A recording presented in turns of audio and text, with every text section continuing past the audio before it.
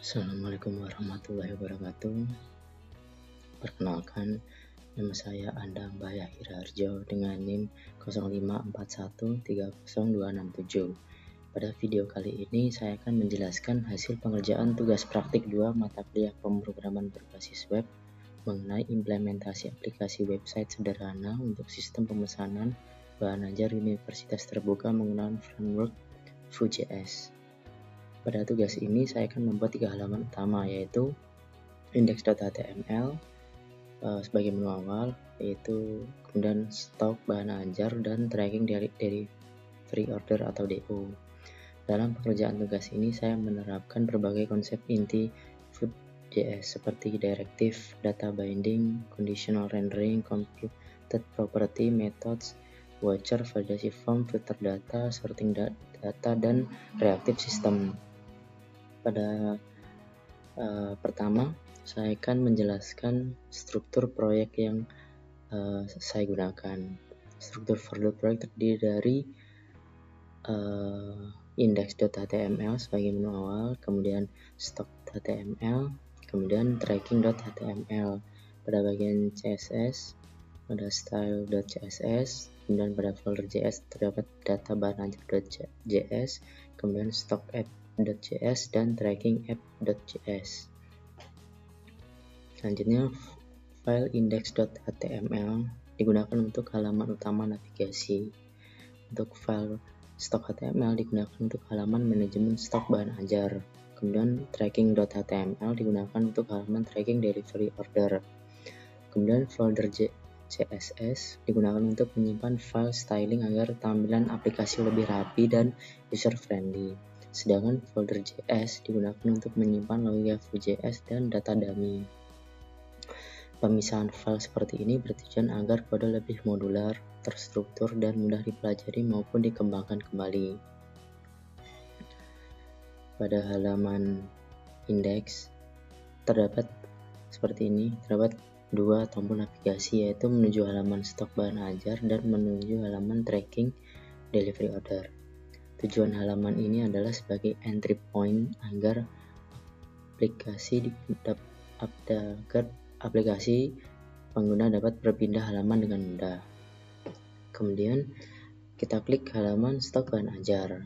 Jadi pada halaman ini saya menggunakan Vue.js untuk menampilkan daftar stok bahan ajar menggunakan table seperti ini. Data stok diambil dari file data bahan ajar.js yang berisi array objek dummy data. Untuk menampilkan data, saya menggunakan directive v-for. Directive v-for digunakan untuk melakukan perulangan data sehingga setiap objek pada array stok dapat ditampilkan menjadi satu baris tabel. Kemudian untuk menampilkan isi data, saya menggunakan masthead syntax. Masthead syntax digunakan untuk melakukan one-way data binding dari JavaScript ke HTML. Kemudian saya menerapkan conditional rendering menggunakan v-if, v-else-if, dan v-else. Fitur ini digunakan untuk menampilkan status stok bahan ajar. Logikanya adalah jika stok sama dengan 0, maka status menjadi kosong. Kemudian jika stok lebih kecil dari safety stock, maka status menjadi menipis. Dan jika stok lebih besar atau sama dengan safety stock, maka status akan menjadi aman. Selain menggunakan tag, saya juga memberikan warna berbeda. Warna hijau untuk status aman, orange untuk status warning atau menipis, dan merah untuk kosong. Kemudian pada bagian filter data, pada halaman stok saya membuat fitur filter data. Filter pertama adalah berdasarkan UPBJJ. Untuk fitur ini saya menggunakan directive vmodal. Directive vmodal digunakan untuk two-way data binding. Artinya perubahan pada elemen select otomatis menggunakan data di Vue.js dan sebaliknya. Saya juga menerapkan dependent option. Jadi ketika pengguna memilih UPBJJ tertentu, maka filter di kategori baru akan muncul. Seperti ini contohnya. Untuk proses filter dan sorting data, saya menggunakan compute property bernama filter stock. Compute property digunakan untuk menghasilkan data turunan berdasarkan perubahan data lain. Keunggulan compute dibanding methods adalah hasilnya akan disimpan sementara atau cache oleh foo.js sehingga lebih efisien. Pada tugas ini saya juga menerapkan voucher sesuai ketentuan soal. Voucher digunakan untuk memantau perubahan data tertentu. Voucher pertama digunakan untuk memantau perubahan filter UPBJJ. Voucher kedua digunakan untuk memantau perubahan data stok secara mendalam menggunakan deep through. Perbedaan utama voucher dan compute property adalah compute digunakan untuk menghasilkan nilai baru, sedangkan voucher digunakan untuk memonitor perubahan dan menjelaskan aksi tertentu. Selanjutnya saya akan menjelaskan form input dan validasi. Selanjutnya saya membuat fitur tambah data bahan ajar seperti ini.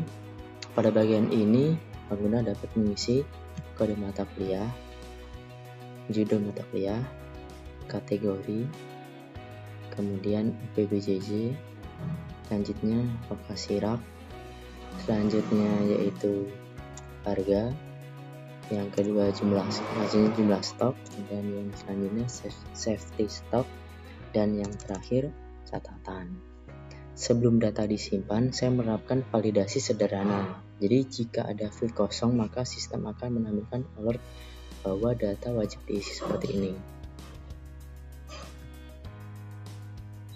Baik, selanjutnya saya akan menjelaskan fitur edit data. Di sini saya juga menambahkan fitur edit stock. Ketika tombol edit ditekan, maka pengguna dapat mengganti jumlah stok menggunakan prompt seperti ini. Ganti. Setelah nilai baru dimasukkan, view otomatis memperbarui tampilan tabel tanpa reload halaman. Contoh seperti ini, kita ubah menjadi 30. Akan menjadi 30. Pada halaman ini, pengguna dapat menambah data delivery order baru.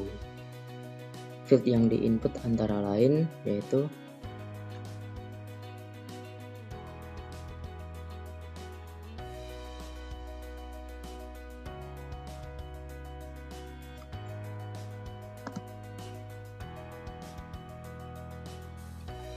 Untuk selanjutnya saya akan menjelaskan halaman tracking delivery order. Jadi pada halaman tracking delivery order, pengguna dapat menambahkan data delivery order baru seperti ini. Field yang diinput antara lain yaitu nomor delivery order, name, kemudian nama mahasiswa, kemudian ekspedisi, kemudian data bahan ajar atau paket bahan ajar, selanjutnya tanggal kirim. Contohnya seperti ini yang sudah ada. Kemudian saya akan menjelaskan auto generate nomor delivery order. Untuk nomor delivery order dibuat otomatis menggunakan compute property. Format nomor delivery order adalah di order 226 001.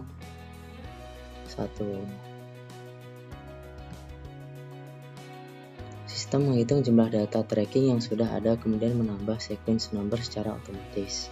Tujuan fitur ini adalah agar penomoran delivery order lebih konsisten dan tidak terjadi duplikasi data. Seperti itu.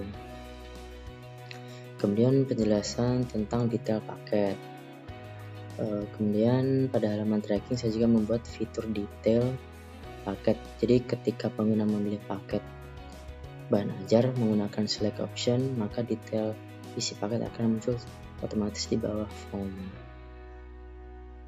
seperti ini. Kemudian saya akan menjelaskan interface dan bagian CSS-nya. Untuk tampilan aplikasi saya menggunakan CSS sederhana. Saya menggunakan card layout, tabel styling, warna status, button hover, responsive width, dan form styling. Tujuan styling ini adalah meningkatkan kenyamanan pengguna dan membuat tampilan aplikasi lebih profesional. Seperti itu.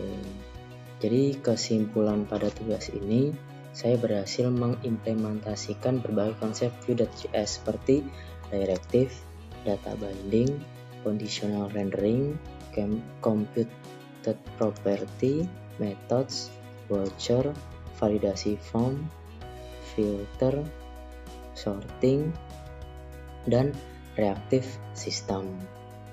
Seperti itu. Selain itu, saya juga menerapkan struktur proyek yang terorganisir sehingga kode lebih mudah dipahami dan dikembangkan. Demikian penjelasan hasil pengerjaan tugas praktik 2 yang dapat saya sampaikan. Atas perhatian tutor atau dosen, terima kasih. Wassalamualaikum warahmatullahi wabarakatuh.